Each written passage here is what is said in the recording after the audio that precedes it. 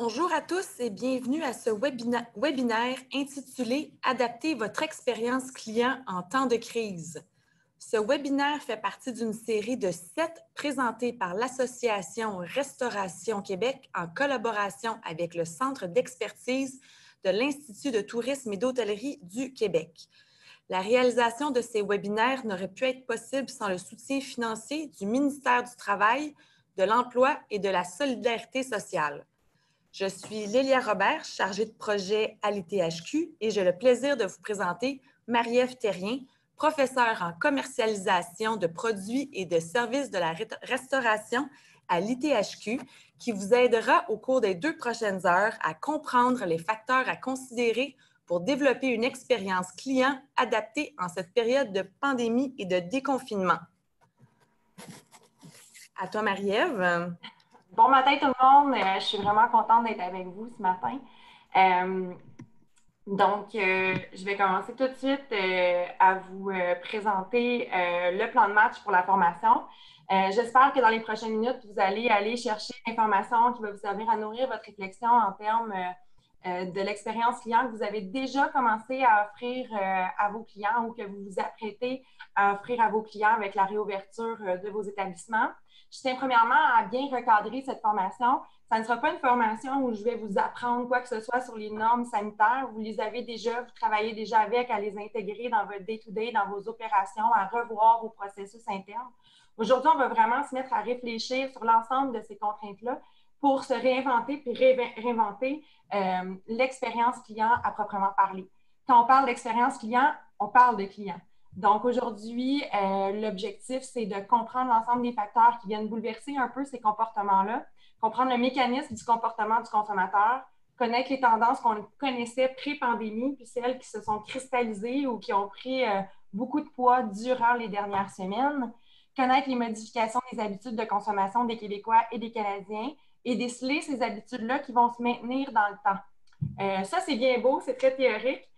Pour le rendre un peu plus concret, le THQ a travaillé avec Léger pour aller chercher les dernières données sur ces comportements des consommateurs-là. Et dans le cadre du webinaire, je vais vous présenter une entrevue que j'ai réalisée vendredi avec M. Christian Bourque, vice-président exécutif de chez Léger, qui va nous expliquer un peu comment les comportements en termes de restauration, de consommation pour emporter de boissons et d'alcool aussi se sont modifiés au cours des dernières semaines.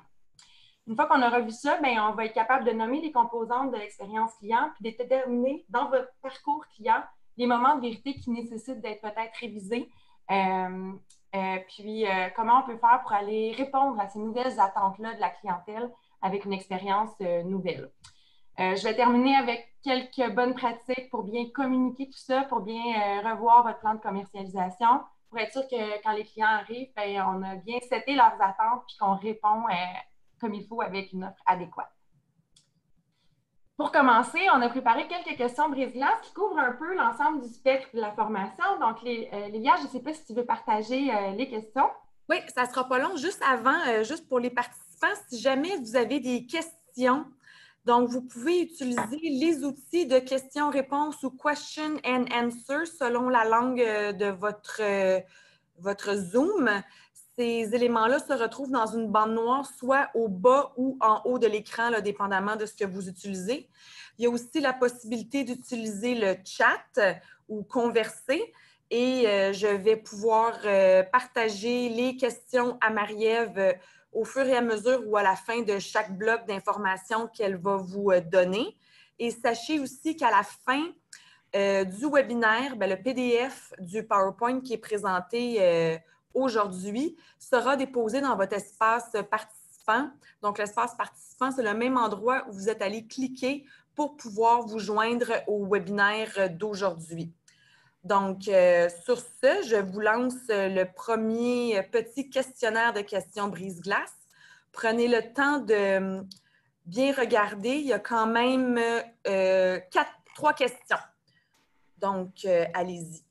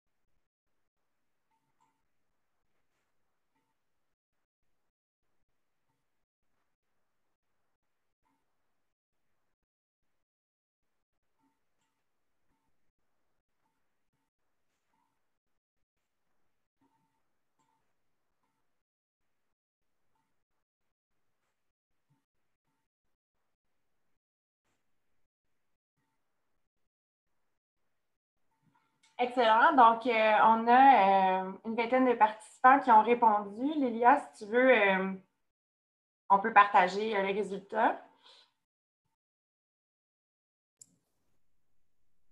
Vous ne voyez pas le partage? Ah oui, on le voit présentement. OK. Moi, je le voyais, je me demandais si les participants le voyaient. Donc, on voit qu'il y a quand même 60% des participants aujourd'hui qui ont arrêté leurs opérations dans les derniers mois. Certains d'entre vous avaient adapté votre offre en ajoutant le service de livraison, la commande à l'emporter, donc à raison de 30% environ. Pour ce qui est de votre expérience client, on peut voir que certains d'entre vous avaient déjà une expérience client hors ligne et en ligne d'intégrer, alors que d'autres, vous êtes peu présents sur les réseaux sociaux, sur les sites web. Puis dans le cadre de la formation, on va pouvoir voir les impacts de ces différentes décisions sur vos affaires.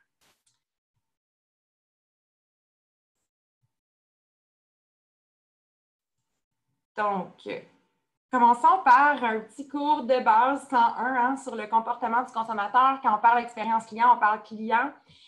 Premièrement, ce matin, je voulais vraiment revenir sur les bases théoriques de qu'est-ce qui se passe dans le fond, dans la tête d'un consommateur lorsqu'il fait face à différents choix. Donc, dans l'histoire, hein, on a vu le consommateur un peu comme une boîte noire. On ne sait pas trop ce qui se passe tout le temps dans la tête des consommateurs. En restauration, on est un peu l'enfant pauvre aussi de la connaissance compo du consommateur. Il y a très peu de données, très peu d'études sur l'industrie, vraiment. On en a beaucoup sur l'offre, mais sur la demande comme telle, il y a très peu de données. On sait, par contre, comme consommateur, je suis réceptif à toutes sortes de stimuli marketing de toutes les marques. Donc, tous les restaurants vont m'envoyer de l'information sur leurs produits, leurs prix, leur réseau de distribution, s'ils sont disponibles ou non via des plateformes, par exemple, de commande en ligne ou de réservation en ligne. Différentes promotions pour me sensibiliser à leur offre et me faire passer à l'action. Mais au-delà de tout ça, comme consommateur, je suis également extrêmement ébranlée par l'ensemble des environnements qui m'entourent. Économique, technologique, politique, culturel et environnemental. Et là, j'ai un petit sourire parce que normalement, quand je donne ce cours-là, il ne se passe pas grand-chose. Et dans les dernières semaines, on a été gâtés en termes de bouleversement sur l'ensemble de ces environnements.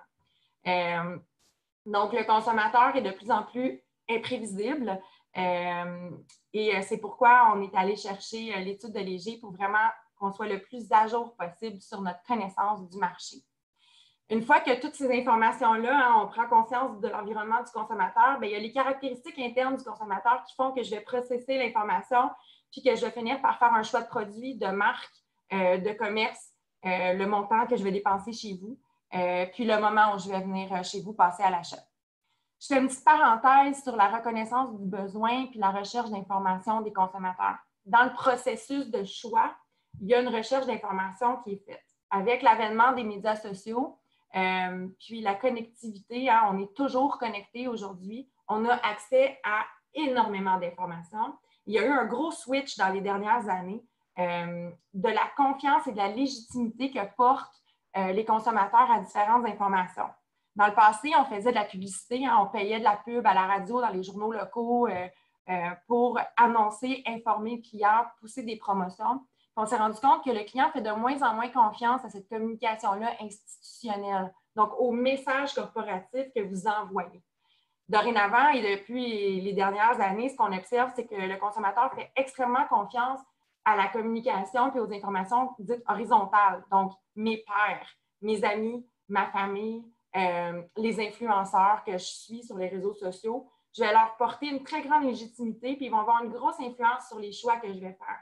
C'est pourquoi on a vu beaucoup d'entreprises changer leur budget marketing de la publicité traditionnelle vers des stratégies sociales de contenu avec des endosseurs, avec des ambassadeurs de marque, parce qu'on se rend compte que c'est à ça que les consommateurs répondent le mieux. Donc, je trouvais cette parenthèse intéressante. On va regarder aussi les tendances qui ont influencé les consommateurs. Donc, on voyait des gros changements dans l'industrie. On voyait beaucoup plus de clients potentiels, des gens qui sortaient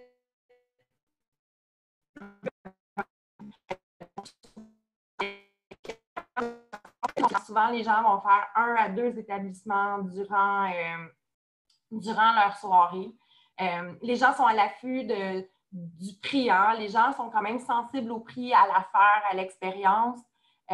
Les gens restent à table moins longtemps, les gens ont moins de temps, mais ne sont pas prêts à faire de give-up sur la qualité, la générosité, le plaisir, l'expérience. On a vu beaucoup de concepts expérientiels naître dans les dernières années en restauration.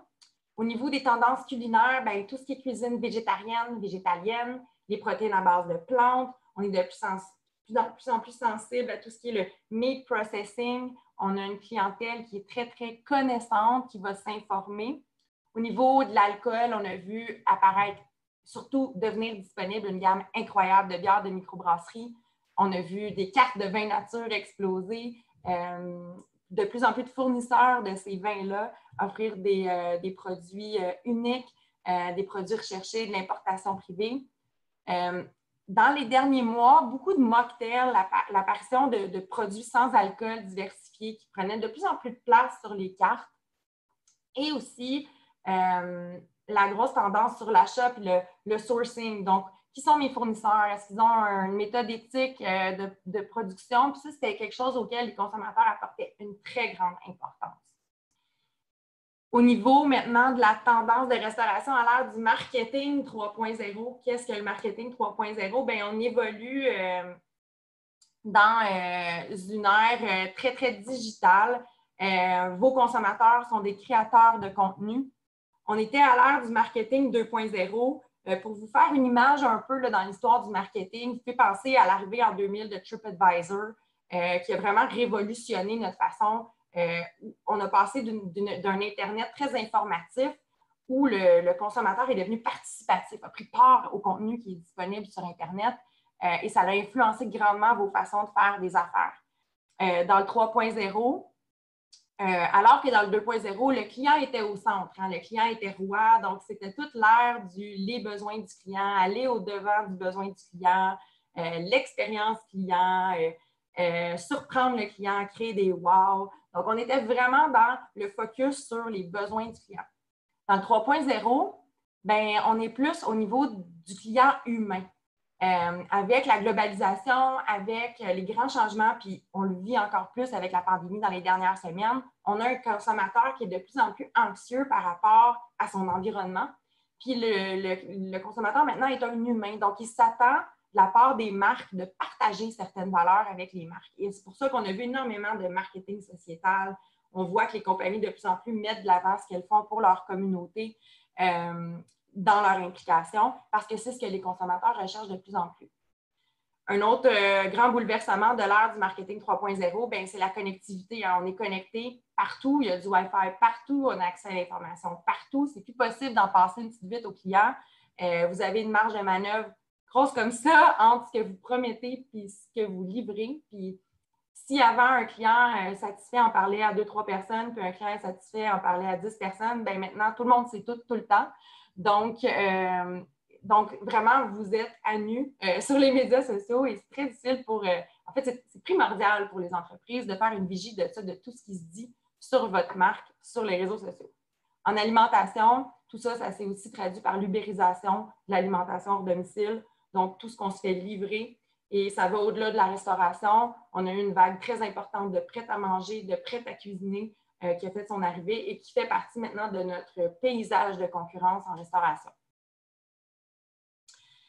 Donc, c'est bien beau de vous dire l'important, c'est de comprendre son client puis de le connaître. On a voulu maintenant vous aider à le connaître encore plus. Et comme je vous disais, on a travaillé avec Léger, la RQ, l'ITHQ, pour aller chercher les dernières données sur les comportements du consommateur dans les dernières semaines. Je vous présente donc l'entrevue sans plus tarder que j'ai réalisée vendredi dernier avec Christian Bourque de Léger Marketing.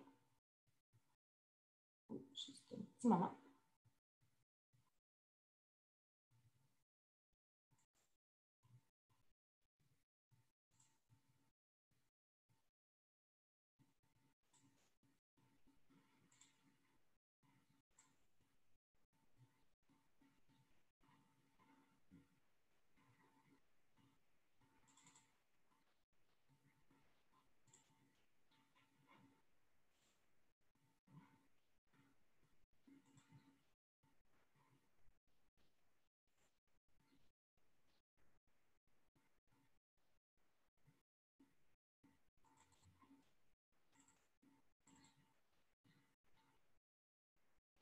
Christian Bourque, bonjour.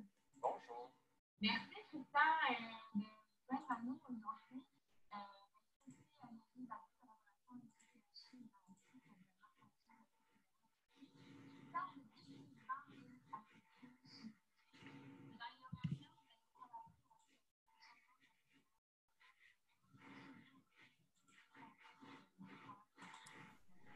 Oui, Marie-Ève, peut-être repartage ton écran. On entend le son, mais on ne voit pas la vidéo.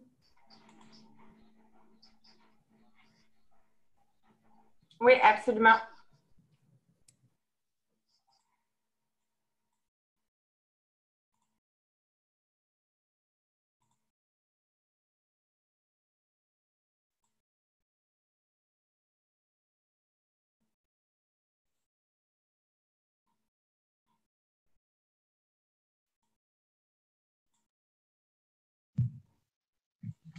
Christian Bourque, bonjour. Bonjour. Merci, Christian, de vous joindre à nous aujourd'hui. Merci aussi à Léger de la belle collaboration avec l'ITHQ et l'ARQ pour partager toutes ces données aujourd'hui. Christian, vous êtes vice-président et associé chez Léger. Et dans les dernières semaines, vous avez travaillé à observer les changements de comportement des consommateurs. Expliquez-nous un peu dans quel contexte ce travail s'est élaboré.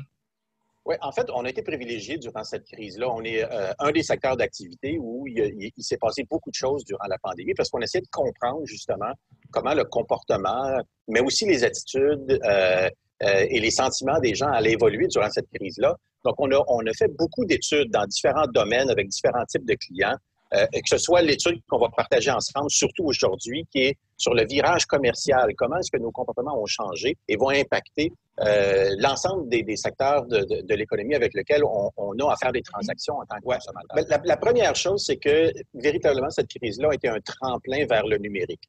Peu importe le secteur d'activité, il y a des comportements qui sont, par exemple, consulter son conseiller financier en ligne jusqu'à faire son épicerie en ligne, en passant par l'ensemble des types de transactions, s'inscrire à un séminaire en ligne, prendre des cours en ligne. Ce qu'on s'aperçoit, c'est qu'il y a un virage numérique qui est important durant cette crise-là.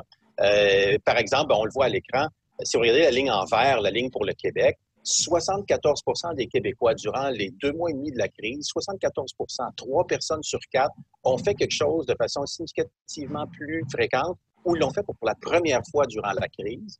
61 des Québécois ont fait quelque chose de nouveau qu'ils ont fait pour la première fois en ligne comparativement à avant la crise. Puis ce qui est intéressant, c'est que, puis regardez le dernier chiffre au bout de la rangée, 81 des consommateurs disent, puis ces nouvelles habitudes-là, je vais les quand même. Un Canadien sur 2, et le chiffre est le même pour le Québec, qui a peur de contracter le virus.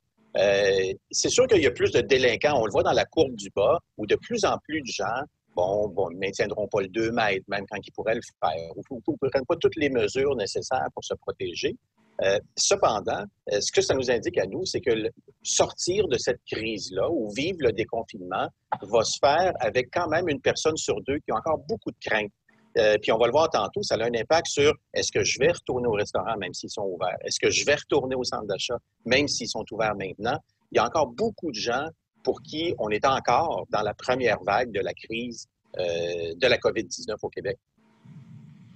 Et d'ailleurs, je pense que vous avez sondé aussi par rapport aussi à la crainte d'une deuxième vague. On le voit présentement à l'écran. Oui, 74 des Canadiens, c'est 71 au Québec, donc c'est similaire, qui disent il y aura une deuxième vague. Donc, c'est pas parce qu'on a un déconfinement en bonne partie maintenant réalisé que tout d'un coup, on va retourner à l'ancien normal. Les gens ont trouvé une nouvelle façon de consommer durant cette pandémie-là. Puis la crainte d'une deuxième vague nous laisse croire, en tout cas, que les nouvelles habitudes qu'ils ont adoptées, ces consommateurs-là vont les conserver jusqu'à temps qu'on leur dise est-ce que ce sera un vaccin, est-ce que ce sera autre chose. Mais pour nous, en tout cas, la façon que les gens ont adopté maintenant de consommer va devenir quasi permanente, du moins pendant peut-être 1 an, 2 ans, sinon peut-être plus. Exactement. Puis on voit aussi, parce que votre étude, c'est a eu lieu en 3 vagues. Oui. Donc, est-ce que vous pouvez me rappeler les dates de début? Parce qu'on voit une croissance aussi. Donc, on voit que tout ça a évolué depuis le mois d'avril. Tout à fait. Bien, si on se rapporte, le chiffre que vous avez en haut, c'est comparativement à notre première vague. La collecte de données s'était faite à la mi-avril. Donc, on est dans les 2-3 premières, on mesure ce que les gens ont fait dans les 2-3 premières semaines de la crise. Donc, c'est pas là que le virage s'est fait de façon la plus importante. Ça s'est fait au cours du mois d'avril et mai. Alors, plus on avance dans le temps, plus il y a des gens qui adoptent ces nouveaux comportements-là. Puisque les premiers qu'on a vus apparaître dans la première vague, ceux qui ont commencé à faire des nouvelles choses en ligne, étaient essentiellement des plus jeunes, qui avaient un profil similaire avec ceux qui le faisaient déjà. Puis plus on avance dans la crise, bien là, plus c'est des baby boomers, des gens dans la cinquantaine, dans la soixantaine, qui commencent tranquillement à adopter ces nouveaux comportements-là. Autrement dit, ils s'inspirent des plus jeunes. Ce fait que, comme Marc, il faut que vous regardiez ce que les trentenaires font, parce que ça va dicter ce que les cinquantenaires vont faire aussi dans quelques semaines. Là. Exactement. Puis on ne s'adresse plus seulement à des milléniaux non plus quand on parle en numérique. On va avoir maintenant une cible qui va être beaucoup plus large, contrairement à ce qu'on pouvait penser auparavant. Comparativement à ce qu'il y a 3 mois. Tout à fait. Exactement. Puis on le voit sur la prochaine slide en détail. Donc, l'achat en ligne d'épicerie qui connaît une forte hausse. Donc, c'est un Canadien sur 4. Tout à fait. Énorme.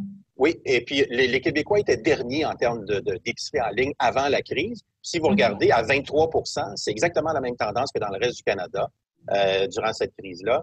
En termes de volume d'achat, avant la crise, environ 2 % de ce qui était vendu en alimentation au Canada était vendu en ligne. Maintenant, on serait au-delà de 15 %.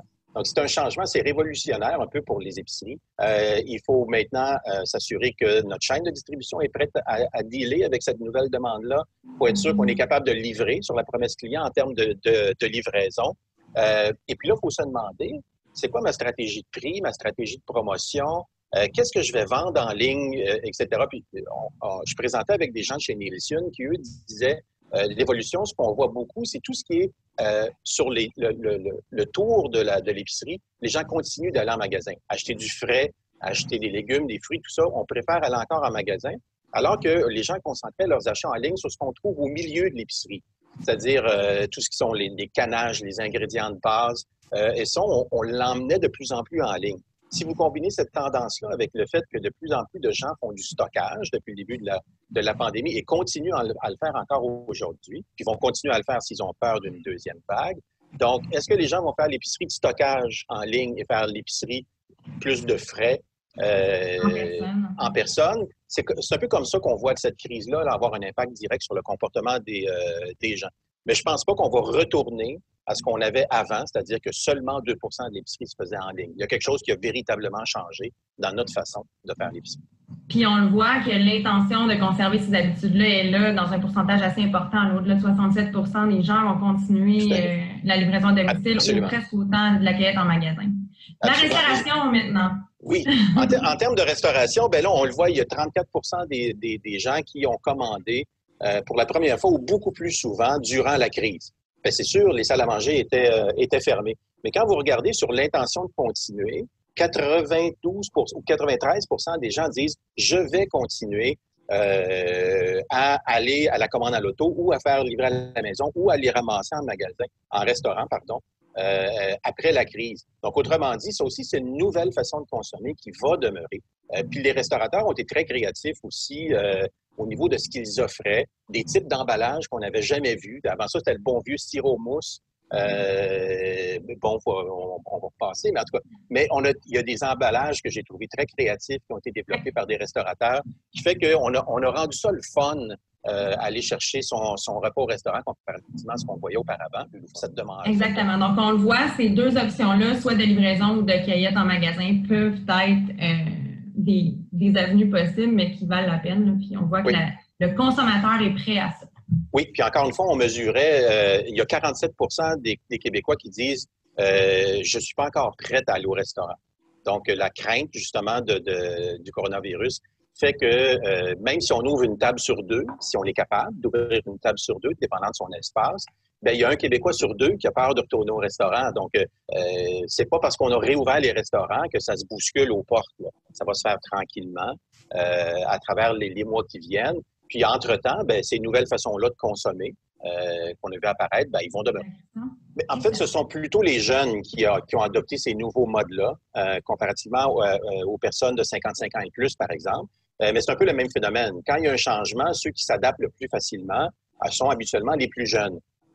Donc, ils sont rapidement tournés vers ces nouvelles façons de consommer-là, ce qui fait que les chiffres chez les 18-34 sont plus élevés, mais c'est pas négligeable. Même chez les 35-54, on n'est pas si loin que ça des comportements, des nouveaux comportements adoptés par les milléniaux. Et là, plus la crise avance, plus on voit, par exemple, si la commande à l'auto ou le comptoir au restaurant, ben, il y a quand même une personne sur 5 de 55 ans et plus qui l'a fait, elle aussi. Comparativement à 1 sur 3 chez les plus jeunes. Donc, tranquillement, ce que font les milléniaux a une influence sur les générations qui les précèdent de façon directe. Absolument. Mais ce qu'on a voulu tester aussi, quand on dit qu'on testait une soixantaine de comportements différents, le café pour emporter est en hausse. C'est confirmé par les données qui sont disponibles sur le marché aussi. Donc, c'est quelque chose que les gens ont fait. 6 % au Québec l'ont fait pour la première fois ou l'ont fait beaucoup plus souvent. Donc, c'est une nouvelle catégorie de consommation. Acheter de l'alcool en ligne aussi est en forte augmentation. On a vu toutes sortes d'initiatives, pas seulement de la part de la SAQ, par exemple, mais les restaurateurs aussi qui offraient une partie de leur cave à vin qu'on pouvait acheter en ligne en même temps que le repas, puis aller le ramasser sur place. Mais ça, encore une fois, c'est des nouvelles formes de demande, c'est des nouvelles opportunités que les gens vont vouloir maintenir. Puis, c'est peut-être une opportunité pour les restaurateurs aussi de travailler sur une part de leur offre où ils obtiennent des marges qui sont intéressantes. Un autre point que je trouvais fort intéressant dans l'étude, c'est tout ce qui est l'impact et la perception du consommateur de l'ensemble des mesures sanitaires qui sont mises en place. En restauration, ça a un énorme impact sur nos opérations. Puis présentement, dans les dernières semaines, on a focusé à mettre en place toutes ces nouvelles mesures-là.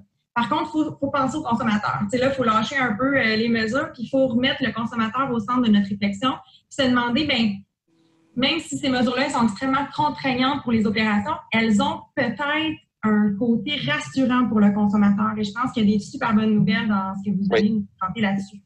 Les gens nous disent, on le voit à l'écran, un consommateur sur 2 ou à peu près qui dit c'est davantage un incitatif. Même si c'est pas le fun, le plexiglas, même si c'est peut-être pas intéressant, même s'il peut y avoir un délai d'attente un peu supplémentaire, les gens disent quand même que c'est un incitatif beaucoup plus qu'une contrainte ou un inconvénient à 29 %.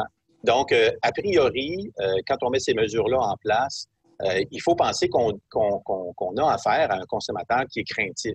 Puis si cette crainte-là fait qu'il va voter avec ses pieds, c'est-à-dire qu'il ne viendra pas chez nous, bien, en quelque part, il faut toujours trouver la façon de rendre ces mesures-là les plus intéressantes possibles, les plus fun possibles, les plus jolies possibles, mais que ça demeure quand même un incitatif parce que les gens voient qu'on a encerclé en rouge. C'est des catégories où les gens, de façon significative, disent « Je ne veux pas que ce soit juste temporaire, moi, je veux que ça reste, ces mesures-là. » Donc, encore une fois, ça va peut-être nous demander, plutôt que de faire de bricoler quelque chose de temporaire avec le plexiglas, aussi bien essayer de repenser son espace de restauration, par exemple, ou d'épicerie fine, ou peu importe, pour dire, bien, si je modifie mon comptoir, si je le déplace, peut-être que je peux optimiser un peu la qualité de l'expérience client durant puis après la pandémie, parce qu'ils veulent que le plexiglas, les gens le disent, devrait devenir quelque chose de permanent. Donc, on a vu beaucoup de bricolage en début de crise. C'est sûr, les gens ont dû se revirer sur un 10 cents, si vous me permettez l'expression. Mais là, si les gens veulent qu'on maintienne ce type de mesures-là à travers le temps, bien là, on peut penser à des solutions permanentes qui peuvent être intégrées en termes de design là, au décor, dans notre espace. Ben oui, absolument. Oui. Puis, on se posait aussi la question par rapport à ces mesures-là. Est-ce que, par exemple, c'est les tranches d'âge plus âgées qui sont plus craintives ou pas? Puis on se rend compte que pas vraiment, finalement. Tout le monde a à peu près la même opinion, puis tout le monde a la même perception, finalement, de ces mesures-là. Oui, tout à fait. Comme si ça faisait partie d'une espèce de nouveau normal.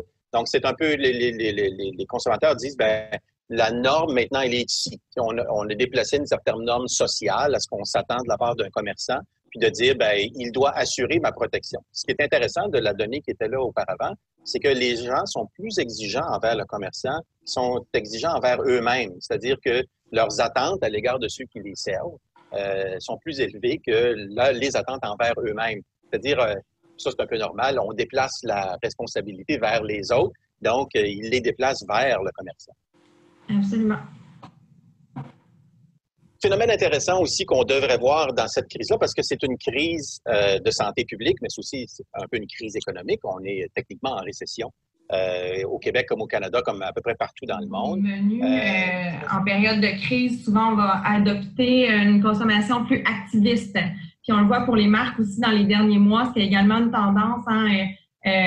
Activism sells, ça a déjà été autre chose dans le passé, mais maintenant, de mettre de l'avant nos valeurs, de mettre de l'avant ce qu'on fait de beau pour la communauté, c'est ce qui parle aux gens. On a envie de partager les valeurs avec une marque. Puis ça s'est ressenti très fort dans les dernières semaines. Maintenant, est-ce que ça va perdurer? Bon, la difficulté, puis l'activisme un peu qu'on le voyait avec tout le mouvement du véganisme et tout ça, avant la crise aussi. Donc ça va continuer, cette mouvance-là. Mais ce qu'on voyait en temps de crise, puis qu'on voit toujours en temps de crise, on l'avait vu en 2001, on l'a vu en 2008-2009, on l'avait vu en 82-83, quand les aliments Qualité Québec avaient été inventés à l'époque. C'est une poussée vers l'achat local. C'est une des façons de donner un sens à sa consommation, c'est d'essayer de protéger les commerçants puis les producteurs qui sont près de nous. Donc, c'est sûr que 18% des consommateurs disent j'ai acheté plus de produits locaux depuis le début de la crise. 58% ont l'intention de le faire. Donc, on est beaucoup dans l'intention, elle est là chez les consommateurs. Mais ce qu'on a observé dans une autre étude qu'on a faite qui s'appelait l'étude bleue, qui portait sur l'achat local au Québec spécifiquement, parce que ça, la volonté de l'achat local, c'est partout pareil au Canada, en Amérique du Nord, même en Europe aussi. Au Québec, encore une fois, on le voit, 58% des gens disent j'ai l'intention d'acheter plus de produits locaux.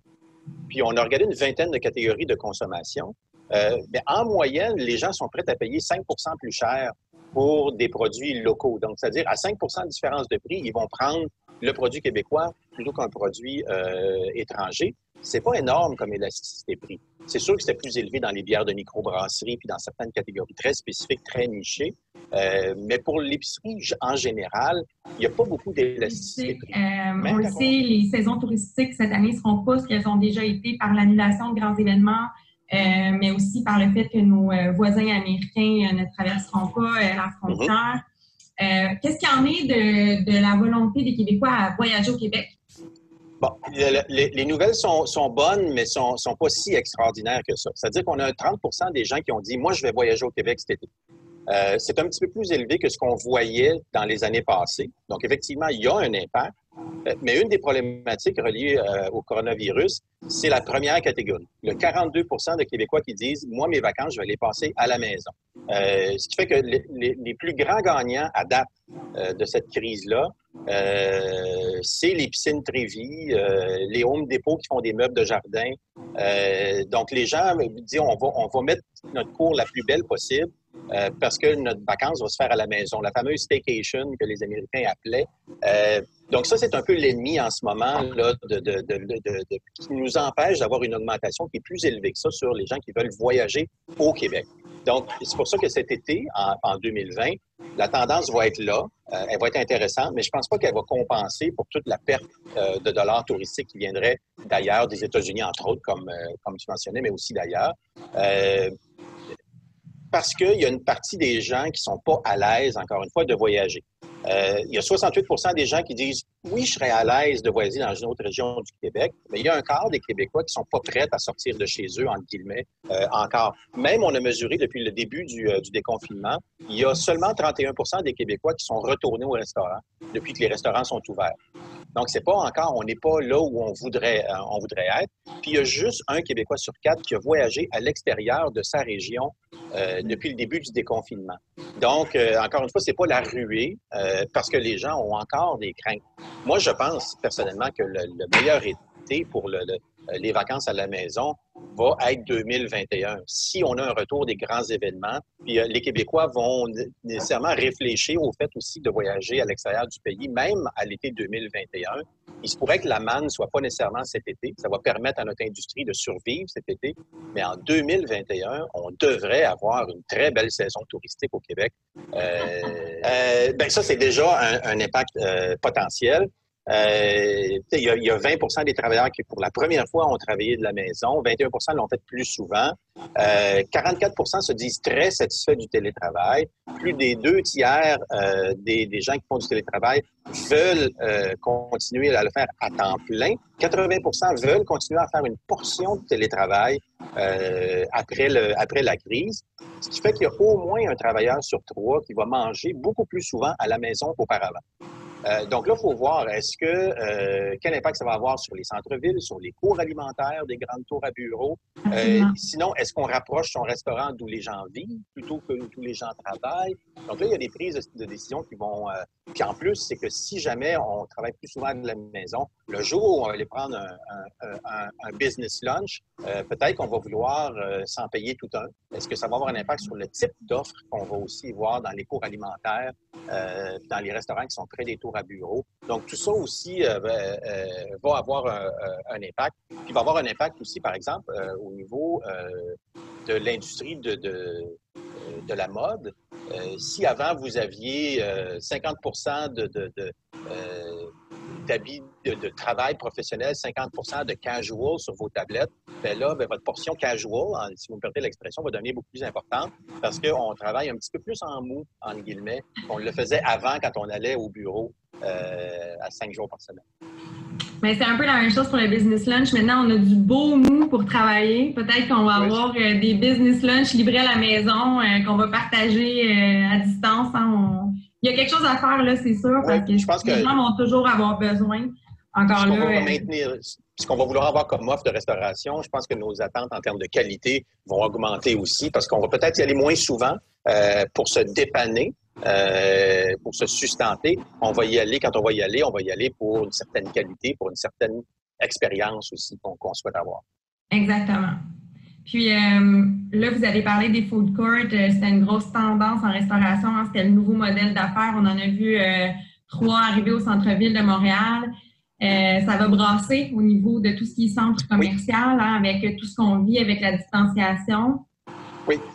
Ça va avoir un impact aussi sur le secteur alimentaire parce que souvent, étant donné que le centre commercial attirait des gens, ben là, on était attiré comme restaurateur vers ce pôle qui était le centre commercial. Fait que là, mais la demande va bouger. Parce que le commerce de détail est basé sur l'achalandage. Puis en ce moment, l'achalandage, à cause du virus, c'est l'ennemi numéro 1. On ne veut pas qu'il y ait d'achalandage, le moins possible. Donc là, il va y avoir des gagnants et des perdants aussi. Je pense pas, si on prend le cas du Québec, je pense pas que ce soit le Carrefour Laval qui va souffrir le plus parce que c'est un pôle d'attraction important où toutes les marques intéressantes étaient déjà présentes. Mais il va y avoir de ces perdants-là. Donc, en ce moment-là, si on a un restaurant ou des restaurants qui sont déployés sur l'ensemble du territoire québécois, il va falloir voir aussi la tendance au niveau des bails commerciaux dans le commerce de détail pour voir où ça va devenir tout aussi intéressant qu'avant d'être situé, où ça va le devenir un peu moins, puis comment on va vouloir déplacer son offre restauration aussi, parce que ça se peut pas que, même si depuis 4 ans, le commerce de détail est en croissance, malgré les Amazones de ce monde, le commerce de détail est en croissance au Canada. Là, cette année, il ne le sera pas, c'est sûr, pour des raisons évidentes. Donc, il va falloir que les restaurateurs soient très à l'affût de ce qui se passe au niveau des mouvements dans l'achalandage puis dans les bails commerciaux au niveau du commerce de détail pour adapter leur offre. Absolument. L'heure est à l'agilité, finalement. Hein. Je pense que ceux qui vont être capables de s'adapter le plus rapidement seront les grands gagnants de cette situation. Oui. Puis, je pense que ça va demander aussi une part d'innovation aussi, pas seulement de la part des restaurateurs, mais de l'ensemble des commerçants. Parce que ces nouvelles mesures-là qu'on a annoncées, si elles deviennent un peu semi-permanentes, il va falloir les rendre le fun, il va falloir les rendre cool, il va falloir les rendre... il va peut-être se développer des nouvelles façons de faire du commerce qu'on ne connaît pas encore ou peu. Il y en a, mon exemple, c'était celui qui avait appelé son restaurant parce qu'il y avait seulement du take-out, il l'a appelé le food truck. Je ne sais pas si vous avez vu cette photo-là, où il y avait comme mis un décor, comme si c'était un food truck, mais c'était un restaurant physique. Donc, encore là, on a voulu jouer avec le fait que mon offre commerciale avait changé. Bien, on a trouvé une façon originale de force à s'adapter très rapidement aux changements. Puis, des changements, il en reste beaucoup à venir aussi. Mais je pense pas qu'il y a un déficit de créativité au Québec, peu importe le secteur d'activité. C'est la même chose en restauration aussi. Donc, on va certainement voir des nouveaux modèles apparaître qui vont être plus qu'intéressants. Puis encore une fois, on va espérer que les normes imposées par nos gouvernements deviennent un peu plus réalistes aussi pour nos restaurateurs. Absolument. Christian Bourque, merci beaucoup pour cet entretien aujourd'hui. Je vous souhaite une belle journée. Bien, merci beaucoup de l'invitation.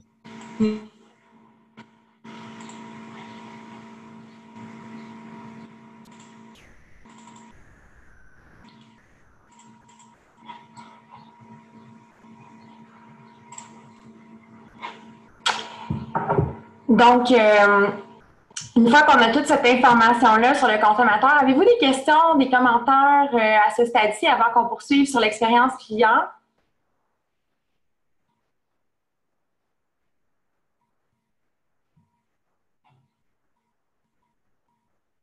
Lélia, de ton côté, est-ce que tu vois, est-ce que ça bouge dans le chat room? Non, pour l'instant, il n'y a rien qui... Ah!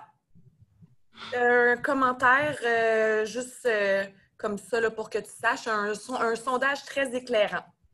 Effectivement. Beaucoup d'entrepreneurs vont le dire, le gros risque qu'on a souvent, c'est de se fier à notre entourage quand on est en affaires, puis les gens souvent veulent nous encourager, surtout quand on est en révision de modèle d'affaires ou quand on développe des nouveaux produits. Fait que d'avoir un insight beaucoup plus large puis des données actuelles canadiennes, québécoises, ça nous donne vraiment le pouls de la population en général puis du bassin de consommateurs. Il y a une question aussi qui vient d'entrer par rapport à la disponibilité des données qui ont été partagées durant l'entrevue. Donc, on a été très choyés. Léger nous a partagé les données en exclusivité puisque les clients qui ont acheté l'étude vont recevoir les résultats aujourd'hui. Donc, vous avez eu un scoop un peu.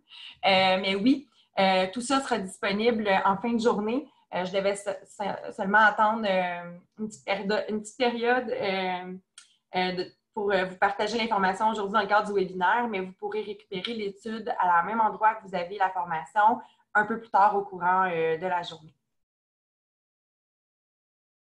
Donc, une fois qu'on a toute cette information-là sur notre consommateur, qu'on a bien compris comment il pense, bien, comment on va adapter notre expérience client? Je vous invite, dans le fond, à se ramener à qu'est-ce que c'est la définition de l'expérience client. Hein? Bien, l'expérience client, c'est les perceptions, les émotions que votre marque, que votre établissement crée auprès de la clientèle. C'est chacun des points de contact entre votre marque puis le consommateur. Et ça, c'est hors ligne et c'est en ligne. Longtemps, l'expérience client en restauration, c'était le décor, l'ambiance, les odeurs, l'éclairage, le personnel. C'est encore ça. Il y a encore un gros côté humain à ce qu'on offre comme expérience. Mais au-delà de ça, vous développez une marque en ligne. Puis si vous ne le faites pas, bien, les consommateurs le font à votre place aussi. Donc, il faut penser à... Puis je vous invite à faire l'expérience qui a vraiment vous placer dans la peau d'un consommateur, d'un client potentiel ou d'un client actuel de votre restaurant, puis de faire l'exercice d'aller tracker l'ensemble des points de contact entre votre brand, votre marque et le consommateur. Ça vaut la peine après ça de regarder, bien, si vous avez des influenceurs naturels, si vous avez des consommateurs très près de vous qui sont toujours à faire de très beaux posts sur Instagram, qui partagent leur expérience chez vous de manière très positive, bien, entretenez la relation avec eux. Rapprochez-vous d'eux. Gâtez-les à l'occasion. C'est des gens qui font du marketing pour vous, puis qui, en bout de ligne, peuvent être extrêmement payants pour votre établissement. À droite, dans l'écran, vous avez le nuage de mots. Ça faisait partie de la première vague de sondage de Léger. On a essayé d'aller voir l'impact psychologique chez le consommateur en leur demandant comment vous vous sentez. C'est quoi les mots qui vous viennent à l'esprit pour décrire comment vous vous sentez? Si vous voyez déprimé, c'est une traduction de bored. Donc, les gens s'ennuyaient dans le confinement dans les premières semaines. Donc, il y avait du positif, du pessimisme, il y avait beaucoup d'ennui. Puis, je pense que c'est là notre grande valeur ajoutée en restauration, c'est notre volet divertissant. La seule chose, c'est que maintenant qu'on sait qu'un Canadien, un Québécois sur deux est extrêmement craintif encore par rapport à la pandémie, puis qu'il y a 47 % de la population qui n'est pas prête à revenir en salle à manger tout de suite, mais il faut trouver un équilibre entre être divertissant et sécurisant. Il faut penser aux consommateurs, au-delà du client que je suis en train de servir, bien, tous les consommateurs autour, tous les clients qui sont assis ou qui sont dans la file d'attente, qui m'entendent interagir avec l'autre client. On se doit d'être sécurisant à tous les coups, puisqu'on sait que 50 % de notre clientèle potentielle est extrêmement craintive. Ça fait des mois que les autorités, puis c'était une partie de l'entrevue que j'ai malheureusement dû couper, ça fait des mois que les autorités nous disent d'avoir peur. Là, tranquillement, mais il faut sécuriser les clients pour les ramener chez nous. Puis vous avez un rôle à jouer là-dedans dans votre communication client puis dans l'expérience que vous voulez leur offrir. Donc, on a comme, au niveau de l'expérience client, puis comment on va l'adapter, bien, on a deux pôles. Il y a les enjeux des nouvelles normes sanitaires qui sont extrêmement contraignantes puis qui viennent nous forcer à revoir nos façons de faire. Puis, il y a des opportunités, des nouvelles attentes et habitudes de la clientèle. Donc, on va jeter un œil aux défis, si on veut, des nouvelles normes. Bien, il y a l'adaptation de notre offre. Hein? Donc, est-ce qu'on se lance dans la commande en ligne, la livraison, la commande à l'emporter? On revoit nos processus de service, nos opérations. On révise autant dans la salle à manger que dans le back of the house, tout ce qu'on fait. Ça demande une formation et une supervision constante du personnel. Par contre, le point positif, c'est peut-être justement le volet de l'atténuation du caractère anxieux de la clientèle qui n'est pas encore revenu.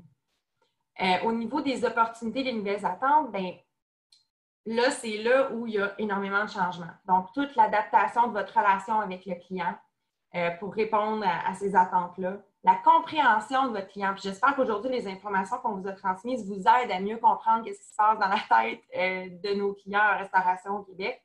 La révision potentielle de votre modèle d'affaires. Peut-être qu'il y a des insights que vous avez reçus aujourd'hui qui vous disent peut-être qu'on va se lancer dans la commande à l'emporter ou qu'on peut développer un petit créneau de prêt à cuisiner. La réactivation de vos clients inactifs. Vous avez peut-être des clients que vous n'avez pas revus depuis la réouverture si vous avez réouvert. Est-ce que c'est parce que ces clients-là ne sont plus là ou est-ce que c'est parce qu'ils ont changé leur façon de s'approvisionner dans vos produits par exemple, des plateformes de commande en ligne? Donc, comment vous allez vous maintenir cette relation-là avec ces clients-là? Puis, au besoin, l'intégration de nouvelles activités. Comment vous allez intégrer tout ça dans vos opérations de tous les jours, en plus d'intégrer les nouvelles normes sanitaires. Donc, plein de beaux défis pour les prochaines semaines. Les questions à vous poser à ce stade-ci, c'est qui étaient vos clients avant la crise? Quels sont les goûts et les besoins de cette clientèle-là que vous aviez avant la crise? Est-ce que leur habitude d'achat ont changé? Quels sont les nouveaux besoins, les nouvelles attentes de cette clientèle-là? Puis comment vous pouvez vous assurer de communiquer à quel point vous allez répondre à ces nouvelles attentes-là? Est-ce que votre offre de produits et de services est encore pertinente avec, en fait, les nouvelles normes et en fonction de ce que vous savez des nouvelles attentes des clients? Est-ce que vous voulez vous repositionner? Si vous étiez le champion du lunch d'affaires dans votre région et que vous étiez réputé pour accueillir les gens tous les midis de façon rapide, peut-être que maintenant, vous offrez les plus belles boîtes à lunch puis qu'elles peuvent être livrées tous les jours à heure fixe dans les entreprises au besoin. Vous devez peut-être repositionner votre offre de service afin d'être plus pertinent. Questionnez-vous aussi sur les valeurs que vous partagez. Donc, les gens ont eu du temps pour penser durant la crise, puis se sont beaucoup rapprochés de leurs grandes valeurs. Donc, qu'est-ce que vous avez à partager avec votre clientèle cible? Puis, la grande question, est-ce qu'il y a l'intégration de stratégies de commercialisation numérique complémentaires à votre offre? Alors, vous n'êtes pas obligé de revoir l'ensemble de votre offre, mais peut-être qu'il y a une complémentarité à aller chercher pour le segment de marché potentiel que vous visez ou pour maintenir vos anciens clients. Est-ce que vous pensez intégrer ces stratégies de commercialisation numérique-là? Et je vais prendre quelques minutes pour parler de ça. Je n'entrerai pas dans le détail de tout ce que ça augure comme changement, mais ça fait partie de l'expérience client. Et si vous pensez intégrer des stratégies numériques, il faut le penser en termes d'expérience client. Donc, les opportunités de développement, vous avez le choix d'internaliser tout ça, de développer les compétences. Peut-être que vous avez déjà une personne à l'interne qui s'occupe de votre stratégie digitale, par exemple, de vos réseaux sociaux, de votre site Internet, des mises à jour. Peut-être que cette personne-là est capable de travailler pour ajouter un volet transactionnel à votre site Web. Peut-être déciderez-vous d'aller complètement à l'externe avec un fournisseur qui offre la commande en ligne, le service de livraison. Peut-être vous déciderez d'internaliser le service de livraison pour aller avec vos propres livreurs. Je vois qu'il y a de l'action dans le chat. Lilia, est-ce qu'il y a quelqu'un qui veut intervenir? Allô? Non, c'est quelqu'un qui était juste satisfait de la réponse que tu avais donnée tout à l'heure. Ah, OK, désolée. On continue.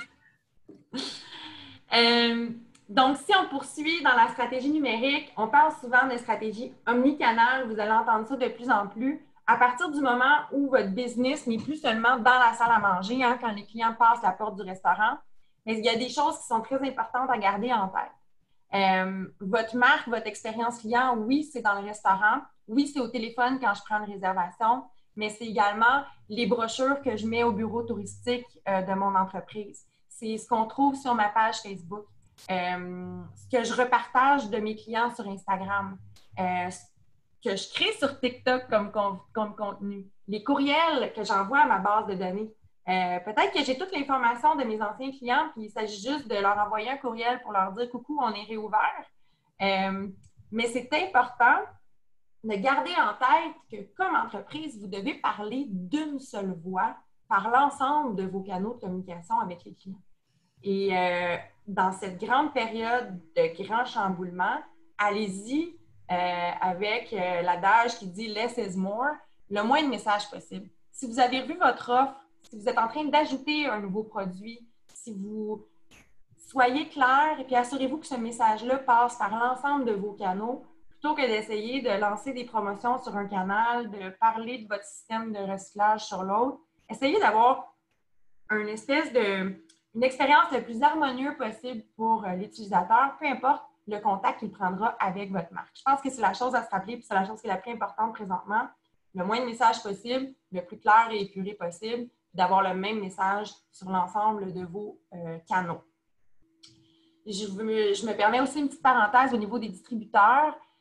Beaucoup d'entre vous ont décidé ou sont à évaluer le travail avec une entreprise tierce pour s'occuper de la prise de commande, de la livraison à domicile. Assurez-vous aussi que dans votre équation, le respect de votre image de marque est évalué là-dedans. Est-ce que c'est des fournisseurs qui sont capables de s'assurer que ce qui va être livré au client, c'est à l'image de ce que vous voulez délivrer au client? Et voilà. Puis l'objectif de l'omnicanal, bien sûr, d'un point de vue marketing, c'est la rétention d'informations sur vos clients afin de les fidéliser. Donc, plus vous faites affaire avec des compagnies tierces, moins normalement vous avez le pouvoir de ce que peut vous apporter vos data clients. Donc, de savoir combien de fois mes clients ont commandé cette semaine ou ce mois-ci. Est-ce qu'ils augmentent leurs commandes à chaque fois? Quels sont leurs plats favoris? Est-ce que c'est des commandes récurrentes ou ils sont en mode découverte? Donc, plus vous aurez de data sur vos clients, plus il vous sera facile dans votre stratégie omnicanal d'être pertinent au niveau de l'information et des promotions que vous mettrez en place. L'adaptation de votre offre en fonction de votre nouvelle clientèle, il faut penser ressources humaines et on arrive dans ce bout-là de la formation. Donc, l'impact sur vos ressources humaines. Adapter votre offre, ça veut aussi dire former votre personnel et faire des rappels constants sur les nouvelles normes sanitaires, mais aussi sur l'expérience client que vous voulez maintenir. Donc, une petite formation expérience client, une petite formation, un rappel sur votre philosophie, le plaisir que vous avez, la passion que vous voulez communiquer à travers vos plats, à travers l'expérience, malgré l'ensemble de nos contraintes. C'est important de rappeler à notre staff que oui, on a une visière, oui, on a un masque, mais on a une expérience à livrer avant tout et ils ont un rôle de première ligne là-dedans. Au niveau des nouvelles normes sanitaires, bien, c'est de revoir votre parcours client en fonction de ce que vous avez, les nouvelles attentes, puis de voir est-ce qu'il y a des moments de vérité, il y a des moments de contact qui nécessitent des ajustements. Puis, ces moments-là, de garder en tête toujours, encore là, avec ce qu'on sait sur la proportion de la clientèle qui est encore très craintive. Mais quand je parle à un client one-on-one, il ne faut pas que j'oublie que j'ai plusieurs clients autour qui écoutent mon interaction. Les clients ont besoin d'être assurés que le message est constant sur la sécurité que vous portez pour eux. Le rôle de vos employés. Je fais une petite parenthèse sur la culture de service. Donc, la culture de service, avant la crise, c'était l'ensemble du système de valeurs que vous déployez pour que vos clients sentent que la priorité pour vous, c'est de leur offrir une expérience extraordinaire, un service de qualité. Mais j'ajoute dans cette définition-là pour les dernières semaines que votre objectif, c'est d'offrir le service client de qualité sécuritaire et que c'est votre principale préoccupation et que c'est la préoccupation de l'ensemble de votre personnel. Vos employés sont au cœur de votre expérience client. Puis, on l'a vu, là, les gens sont majoritairement favorables aux nouvelles mesures. Les gens le voient comme un incitatif à aller dans une entreprise. Et malgré toutes les contraintes, la lourdeur, la chaleur que nos nouvelles mesures peuvent imposer à nos employés, il ne faut pas laisser le masque devenir une excuse ou une barrière à l'expérience client. Je pense que là-dessus, il y a de la motivation, de la mobilisation de personnel qui peut être vraiment clé pour s'assurer que notre expérience client est optimale. On arrive à la dernière partie de la formation où je vous fais simplement un petit rappel au niveau de vos messages clés parce que vous avez beau tout mettre en place pour être le plus sécuritaire possible, pour s'assurer que ces nouvelles mesures-là sont le moins contraignantes possible pour vos clients puis que l'expérience soit la meilleure possible, il faut le communiquer. Donc, dans vos messages clés, rappelez-vous l'équilibre divertissant, sécurisant. Si vous êtes une entreprise qui est reconnue pour avoir un ton sur les médias sociaux ou un humour des fois un peu sur la ligne, c'est peut-être pas le temps. Hein? Peut-être qu'on est mieux de se montrer trop sécurisant que pas assez. Démontrer votre implication dans la communauté. Beaucoup d'entreprises, pendant l'arrêt des opérations, se sont impliquées dans les communautés, supportent le personnel médical. Donc, c'est le temps là, de continuer de taper sur le clou et de démontrer ce que vous faites de beau, que vous avez les mêmes valeurs que vos clients. Communiquer sur les mesures, sur vos mesures pour reconstruire la confiance. Donc, non seulement sur les mesures, puis quand je dis communiquer, ça peut être sur vos plateformes digitales ou ça peut être sur les entrevues que vous offrez à des médias. N'oubliez pas que votre personnel, quand il quitte le restaurant et qu'il s'en va prendre une bière avec des amis, bien, il parle de ce qui se vit dans son environnement. Puis plus votre personnel va emboîter le pas, va embrasser votre philosophie positive par rapport aux nouvelles mesures, plus votre image aussi va connaître des répercussions positives. Donc, il ne faut pas oublier le capital humain dans votre plan marketing. Je parle souvent de marketing interne. Vos employés sont à chacun une petite agence marketing qui travaille pour vous. Donc, assurez-vous là-dessus que les messages sont bien passés et que tout le monde emboîte le pas. Montrez votre chef, montrez votre personnel et humanisez votre expérience. C'est le temps de partager des beaux moments, des bons coups de votre personnel, de montrer à quel point ils travaillent fort puis qu'ils ont fait preuve d'excédement de flexibilité pour remettre les opérations en marche ou tout ce que vous êtes en train de faire pour remettre éventuellement vos opérations en marche. Puis soyez transparent sur votre réalité. Soyez transparent sur vos coûts. On l'a vu, l'élasticité au prix n'est pas énorme chez le consommateur. Beaucoup plus en termes de produits locaux comme les microbrasseries, les vins, etc. Mais il y en a une élasticité. Les gens vont vous supporter. N'ayez pas peur d'être transparent à ce niveau-là. Je pense qu'éventuellement, il y aura une augmentation des prix dans notre industrie. On n'a pas le choix, on va passer par là. Mais plus le tout est bien communiqué aux clients, mais les clients qui vous aiment vont vous suivre, vont vous supporter là-dedans. Dernière slide sur votre mix promotionnel. Donc, le mix promotionnel, c'est l'ensemble de vos outils. Hein? Qu'est-ce que vous avez en place pour communiquer l'information? Je reviens à la même chose que pour que ce que j'ai dit précédemment. Assurez-vous que sur l'ensemble des outils de communication que vous utilisez, vous ayez un message cohérent, que vous en communiquiez le moins possible de messages, puis que vous utilisiez l'ensemble de ces plateformes-là pour s'assurer que le consommateur vous suit et qu'il est au courant des grands changements que vous faites. J'ai un petit exemple, puis on va se laisser là-dessus. Je me suis entretenue en début de semaine avec le restaurant Chardot de Bromont. Chardot, qui est une table gastronomique dans les cantons de l'Est, qui était ouverte depuis 2 ou 3 ans, si je ne me trompe pas. Chardot, en fait, avec sa très petite salle à manger, n'était pas capable de maintenir l'offre gastronomique et de service aux tables telle qu'elle. Donc, durant le confinement, ils ont repensé leur modèle d'affaires et ils reviennent avec une cantine sauvage. Donc, vraiment, ils ont réinventé le mode cantine en mode take-out. Ils vont aussi adapter l'offre sur place. Et ils ont lancé Outarde jaune, qui est par Chardot, mais qui est comme, si on veut, l'adaptation en mode un peu plus démocratique de leur façon pour la cuisine et pour les ingrédients. Ce que j'ai bien aimé, moi, j'ai été informée de cette transformation dans un média comme la presse. Et après ça m'a mis la puce à l'oreille puis je suis allée chercher un peu. J'ai vraiment aimé le travail qu'ils ont fait afin de rendre la transition la plus smooth possible. C'est-à-dire que sur le site Internet de Chardot, maintenant, quand on arrive en pleine page, on apprend que pour quelques mois, Chardot prend congé puis que Outarde jaune prend la relève. Même chose sur l'ensemble des plateformes de réseaux sociaux. On nous accompagne vers Outarde jaune, vers Chardot, puis on nous explique très bien la transition qu'on fait dans le but de servir le mieux possible dans le contexte les clients. Il y a eu un petit effort de relations publiques, puis je vous dirais, ne négligez pas ça. Tout ce qui est influenceurs, blogueurs, journalistes qui ont écrit sur sur vos établissements dans les derniers mois. Relancez-les pour les mettre au courant des grands changements que vous faites. Des fois, ça peut seulement vous aider à rejoindre un public plus large, puis rappeler aux gens que, ben oui, vous aussi, vous êtes ouverts, puis vous êtes de retour. Mais encore là, ici, vous avez un bel exemple d'intégration, de marketing digital avec le site Internet, les réseaux sociaux, une belle campagne de PR initiée par les propriétaires qui a donné de bons résultats.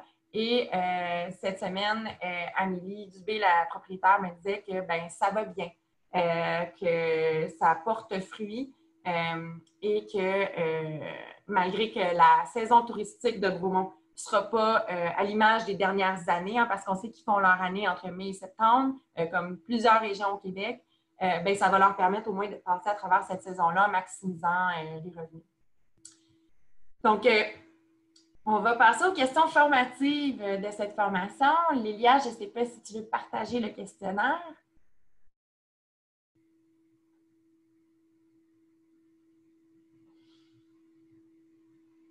Donc, ça reprend un peu le contenu qu'on a vu ensemble. Première question, laquelle des tendances suivantes observées lors des dernières crises financières pouvons-nous également observer présentement chez les consommateurs? Vous avez deux choix, une diminution de la demande pour les produits de luxe ou une consommation plus activiste ou protectionniste.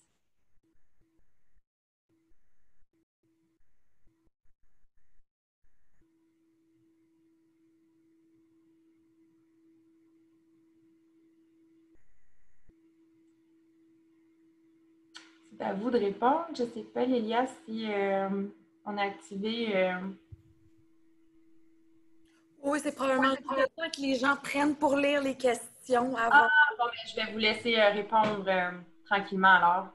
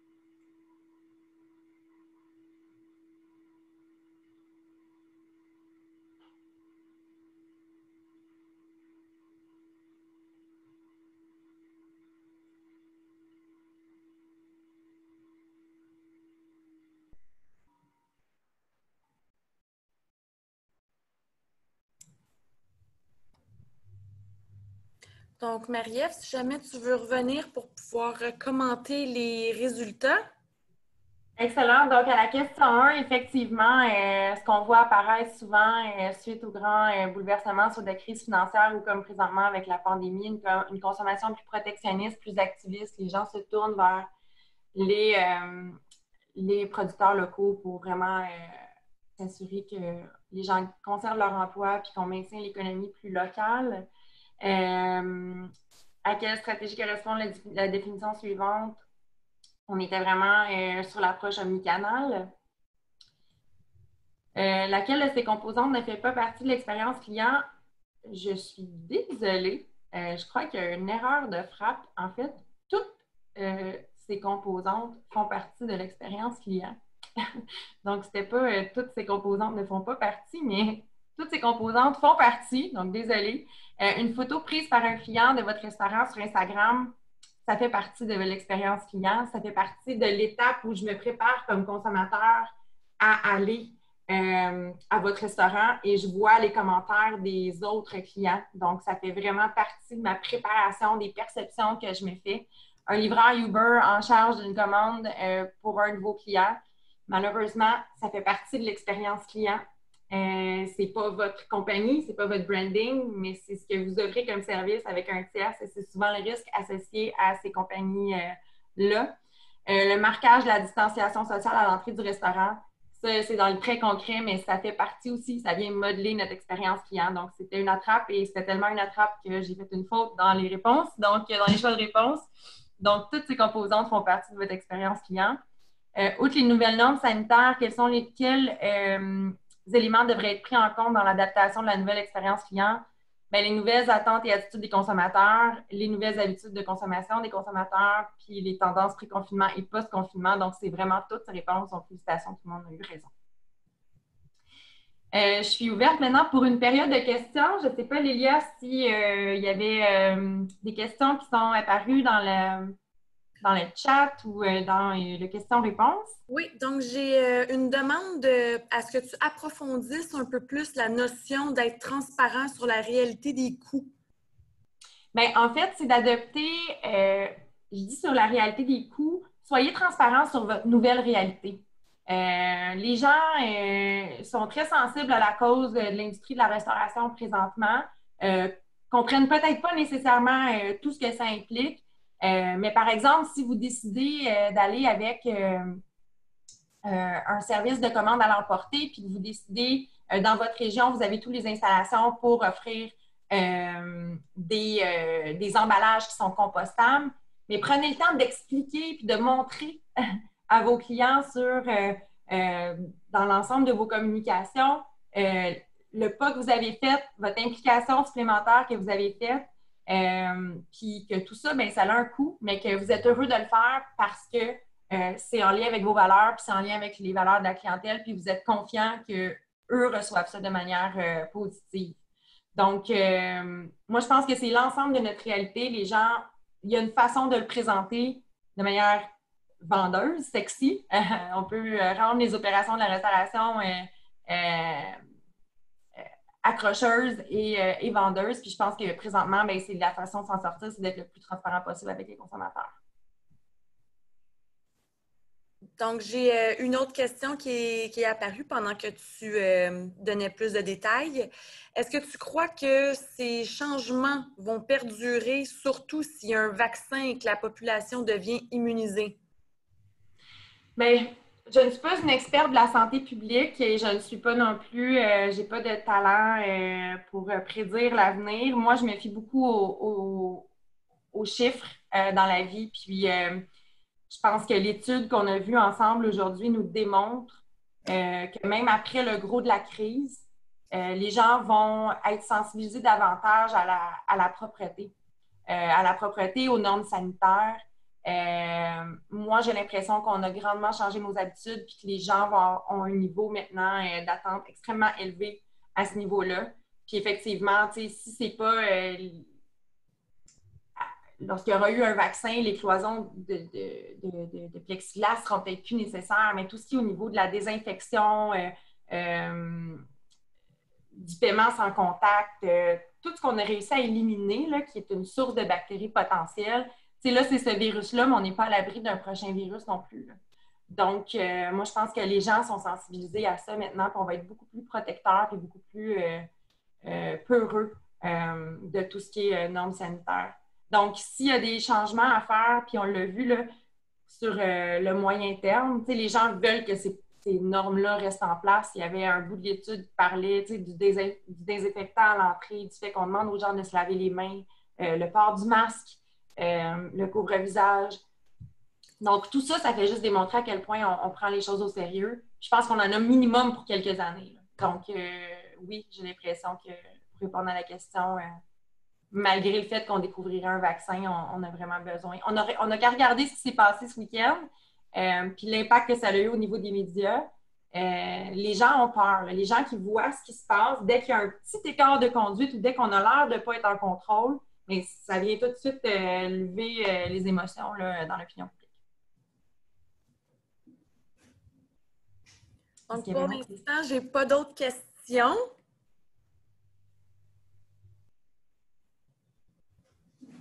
Donc, peut-être en attendant que les gens se font encore une tête là, avec l'information que tu as partagée, peut-être qu'on pourrait déjà parler des rencontres post-webinaire. Absolument. Sondage-là, puis continuer la conversation par la suite.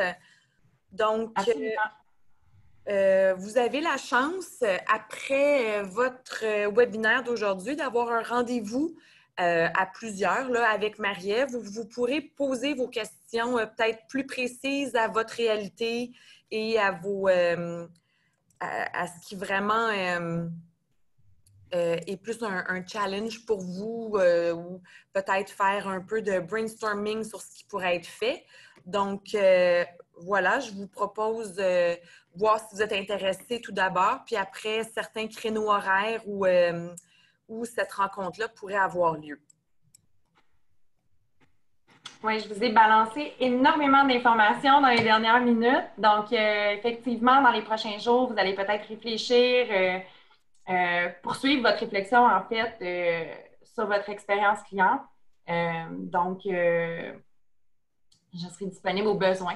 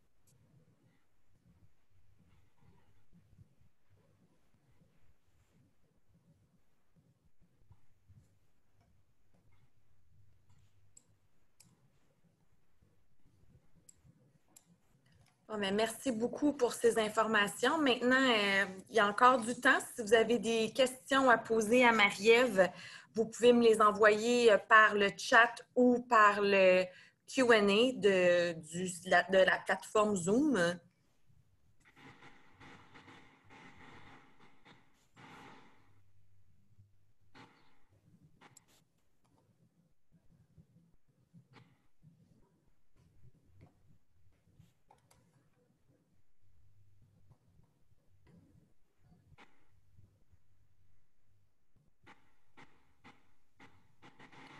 Marie-Ève, je pense qu'il n'y a pas grand... Ah, voilà. Ah, un commentaire qui dit « Merci, très intéressant ».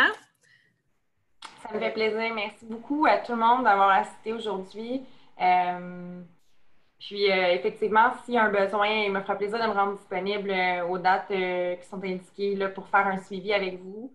Je vous souhaite la meilleure des chances. En fait, on n'a pas besoin de chance. Je vous souhaite le plus grand succès possible dans le contexte, en espérant qu'on ait la population derrière nous, puis que les gens agissent comme il le faut pour nous permettre le meilleur des succès dans les prochains mois.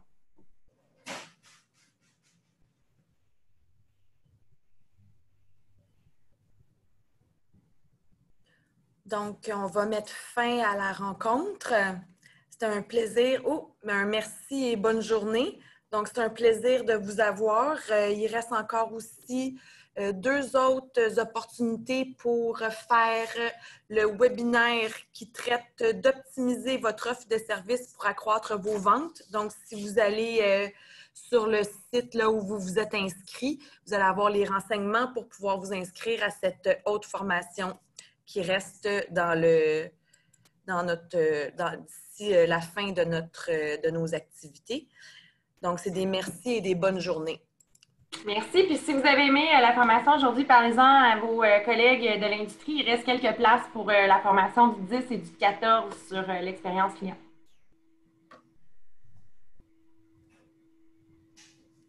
Bien, merci à toi, Lilia. Ça m'a fait plaisir. À bientôt.